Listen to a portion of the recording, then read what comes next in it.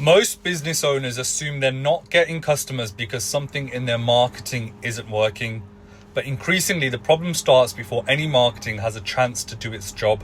Before someone sees your ads, before they visit your website, before they even compare you to a competitor. A system now decides whether your business is worth being considered at all, or whether it should be quietly skipped. And if your business is skipped, you don't get a notification. There's no warning. Nothing looks broken. You just see fewer inquiries, fewer real opportunities, and slower growth. And it's easy to assume the issue is further downstream. In the next few minutes, I'm going to explain what that upstream filter is, why it's affecting perfectly good businesses, and how to tell whether it's already influencing yours.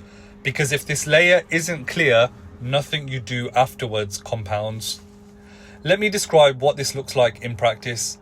You're still doing marketing, you might even be doing more than you used to, but the results feel weaker. You tweak the website, you post more consistently, you try ads, you ask for reviews, you adjust the messaging, and underneath all of that, there's this quiet sense that nothing is really building. Here are 3 signs this might be the real problem. First, marketing didn't suddenly break.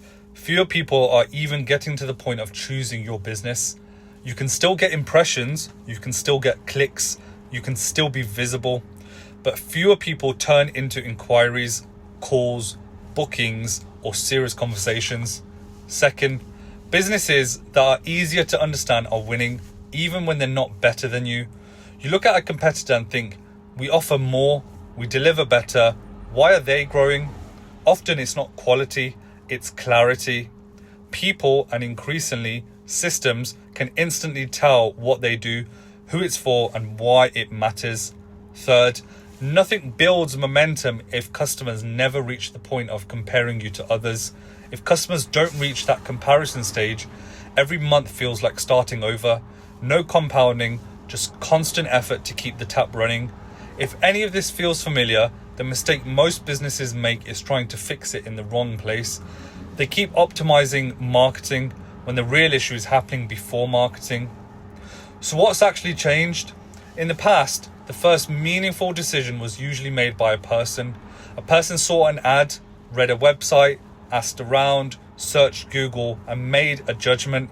Now, in many cases, there's a decision before the person's decision, a pre-decision, a filter, something that decides whether your business is even a sensible option to show, summarize, recommend, or compare. And that filter doesn't care how passionate your brand story is. It doesn't care how hard you work. It doesn't care how premium your service feels. It cares whether it can understand you clearly and confidently.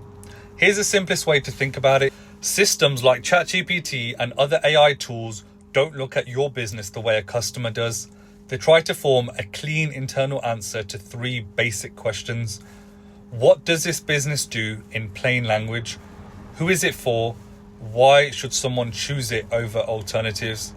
If the system can't answer those clearly, it becomes uncertain. And when a system is uncertain, it behaves the same way people do when they're uncertain. It avoids risk. It will either default to businesses it understands more confidently, recommend safer, more obvious options, or give vague answers that don't send customers anywhere specific. This is why 2 businesses can be equally good, but one gets picked more often. It isn't always because one is better, it's because one is easier to interpret. And here's the part most business owners miss. You can have a great website, strong reviews, fair pricing, and a genuinely good service, and it still be hard to interpret if your information is scattered, inconsistent, or vague. So the game isn't just be good. The game is be clearly understood at speed. And this is where everything starts to make sense. If you're being filtered out early, it explains a lot of frustrations that look like marketing problems. Ads get clicks but not inquiries. SEO brings traffic but doesn't convert. People ask basic questions you thought your website already answered. Competitors with weaker service win the easy customers. You keep changing things, but nothing builds momentum. If you've ever felt like you're doing the right marketing and the output is still inconsistent, it's often not because you're doing the wrong things. It's because you're not consistently entering the decision set in the first place. In other words, whether you're even being compared. If you remember nothing else from this video, remember these 3 points. 1. Marketing didn't suddenly break.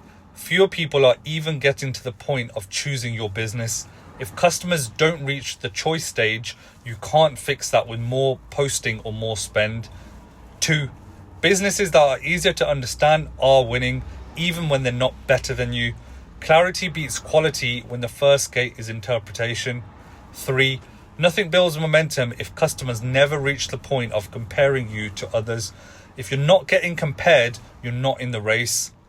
The practical implication is simple. Before you pour more effort into campaigns, content, ads, or more marketing, make sure your business is easy to understand, not just for humans, but for the systems that increasingly sit between customers and choices. If you want, you can test this yourself.